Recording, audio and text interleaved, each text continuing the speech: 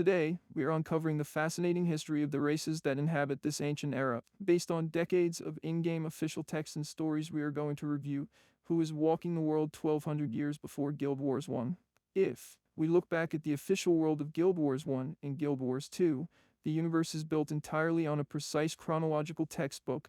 From the movements of the human gods to the resting cycles of the elder dragons, the franchise has spent over 20 years writing a strict timeline. With the official reveal of Guild Wars 3, ArenaNet confirmed the game takes place exactly 1200 years before the original Guild Wars 1. And this places our setting roughly in the year 126 before Exodus, centered entirely in the uncorrupted, magic-saturated golden age of Orr, while the studio is intentionally holding back the final playable race menu for future developer logs. The canonical facts allow us to build a definitive blueprint of the populations you will interact with. First, let's look at the species ArenaNet has already factually rendered inside their own pre-alpha engine footage and official artwork. Number 1. We see humans at the absolute peak of their civilization, centuries before the cataclysms that fractured their early nations. Number 2, alongside them, the official trailer prominently features the Lowland Khodan. In the studio's established history, these northern tribes migrated south toward the borders of Orr during the early eras. Number 3, we also catch clear visual indicators of a short, large-eared species using primitive magical mechanisms. According to historical lore, these represent ancestral Asura. While the main Asura population was subterranean at this time, old records document early surface scouting expeditions. Number 4. Finally, ArenaNet's written announcements explicitly introduce the Veil. Your character will belong to the Veil Wardens, a guild sworn to protect these ancient nature spirits native to the Orrian wilderness. Now, let's step into a pure analytical analysis. By isolating the timeline to 126 BE, we can map out which classic races from the franchise actively existed during this exact century, making them high-probability candidates to appear as either NPC factions or hidden playable options. Number 1. The Deldrimmer Dwarves. During this period, the dwarves are entirely flesh and blood. Long before performing the stone ritual to fight the destroyers, they were a dominant, advanced nation perfectly positioned to participate in ancient magical trade. Number 2. The Tengu. As an avian species that natively predates humanity on Tyria, the Tengu are widespread in this era, long before modern wars forced them to isolate themselves behind massive walls. Number 3.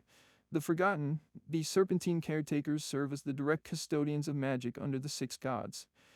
Because Guild Wars 3 takes place right after a human god has been deposed, the Forgotten are narratively essential to the overarching plot. Number 4. The Jotun. Centuries before they degraded into tribal wildlings, the Jotun possessed an advanced age of giant civilization that wielded massive celestial magic, fitting this ancient landscape perfectly. Number 5. Pre-war centaurs. They are active, fiercely tribal, and widely distributed across the wild, untamed frontiers of the continent. But what about the massive community fan favorites? That might not logically fit a core launch day playable race slot. This is where ArenaNet's traditional cosmetic structures come into play. So, let's talk about the Skrit. Everyone wants to play as a Skrit. Anyway, historically, these hyper-intelligent underground rodent colonies absolutely existed during this ancient time period. If they aren't fully playable at launch due to armor scaling constraints, their existence in this timeline makes them a prime candidate for a dedicated full-body cosmetic outfit or a combat transformation skin in the gems store. So, we will keep our fingers crossed. The same applies to ancient Frogkin or early Hylek tribes, who natively populated the regional swamps long before modern history. Even the ancient ancestors of the Quaggan could appear as local coastal NPCs.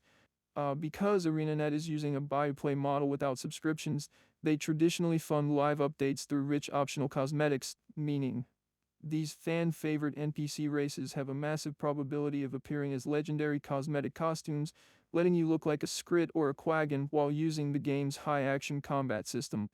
So, applying this strict timeline logic also tells us who we will not expect to see. The Silvari are entirely impossible, as the Pale Tree will not sprout for another 1200 years. The Char could also be equally excluded as a launch option, given that during this specific century they are located far to the east in the Blood Homelands, acting as hostile invaders locked in a brutal war against humanity. By leaning directly on ArenaNet's established universe, we get a clear, unbiased blueprint of the ancient world we are about to step into. So, hit like and subscribe. Also, check out the quick under 1 minute summary shorts covering live updates the exact moment ArenaNet announces them. Don't miss out on my current and future videos, odd builds, combat tactics, field manuals, and these mythic tome topics.